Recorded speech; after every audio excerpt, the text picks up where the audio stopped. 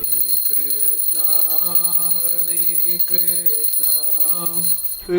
कृष्णा हरे हरे हरे रामा राम राम हरे हरे।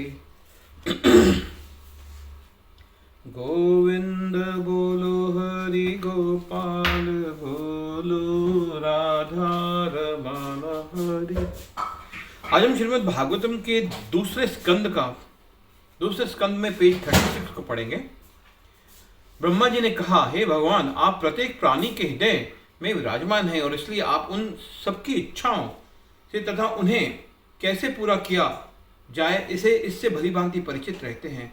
मेरे मन में एक तीव्र जिज्ञासा है, कृपया इसका समाधान कीजिए। यद्यपि आपकी देह पूरी तरह चिन्मय है, फिर भी आप इस भौतिक प्रकृति की सृष्टि कैसे करते हैं? मैं ये सब इसलिए जानना चाहता हूँ क्योंकि मैं आपको आपके हाथों में एक यंत्र की भांति भक्ति भाव से सृष्टि की गौण रचना तथा जीवों की उत्पत्ति करना चाहता हूँ। मैं जानता हूँ कि मुझे नाना प्रकार के जीवों की उत्पत्ति करनी है। मेरी यही कामना है कि ये कार्य करते समय मैं स्वयं को परमेश्वर मानकर मोहग्रस्त न हो जाऊं।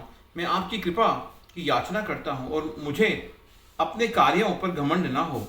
श्री भगवान ने कहा, मेरे तत्व का ज्ञान अत्यंत गुह्य है और भक्ति पथ पर संलग्न व्यक्तियों के समक्ष ही ये उजागर होता है। मेरी विशेष कृपा से अब तुम्हारे हृदय में मेरे दिव्य रूप गुणों तथा लीलाओं की स्फूर्ति होगी। इस सृष्टि से पहले भी केवल मैं था, अभी भी केवल मैं ही हूँ और प्रलय के पश्चात भी केवल मैं ही रहूँगा। ब्रह्मा जी, इस संसार में अनेक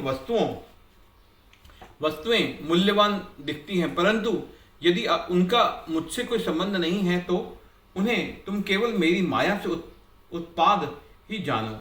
उसी प्रकार जैसे अंधकार में प्रकाश का प्रतिबिंब जिस प्रकार भौतिक तत्व प्रत्येक जीव के भीतर होते हुए भी बाहर सृष्टि में भी विद्यमान रहते हैं, उसी प्रकार मैं प्रत्येक वस्तु के भीतर भी स्थित हूँ और प्रत्येक वस्तु के बाहर भी।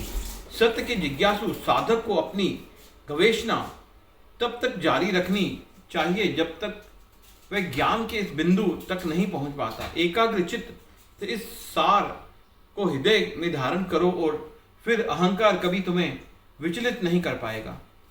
यह कहकर भगवान सहसा अंतर्धान हो गए और ब्रह्मा जी ने विभिन्न जीवों की उत्पत्ति करते हुए पूर्वव्रत सृष्टि कर निर्माण कार्य आरंभ कर दिया।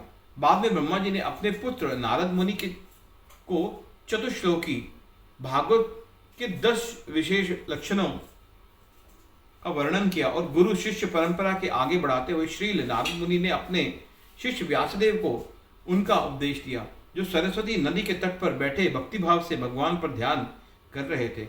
विदुर जी का उद्धव और मैत्रेय ऋषि से भेंट, तीसरा स्कंद।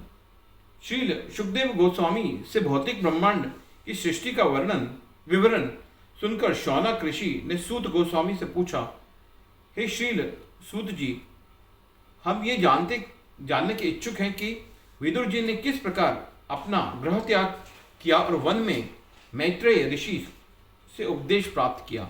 यह सुनकर सूत गोस्वामी ने नैमिषारण्य में एकत्र ऋषि मुनियों को वही कथा सुनाई जिसका उपदेश सुखदेव गोस्वामी ने परीक्षित महाराज को दिया था।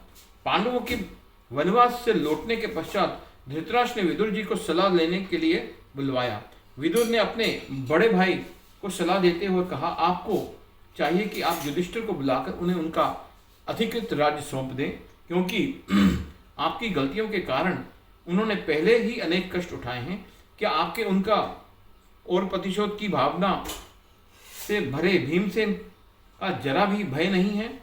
भगवान श्री कृष्ण पांडवों को अपना सर्वाधिक प्रिय संबंधी मानते हैं। अपने घर में अपराध और पाप के मूर्तिमान स्वरूप को शरण दी हुई है।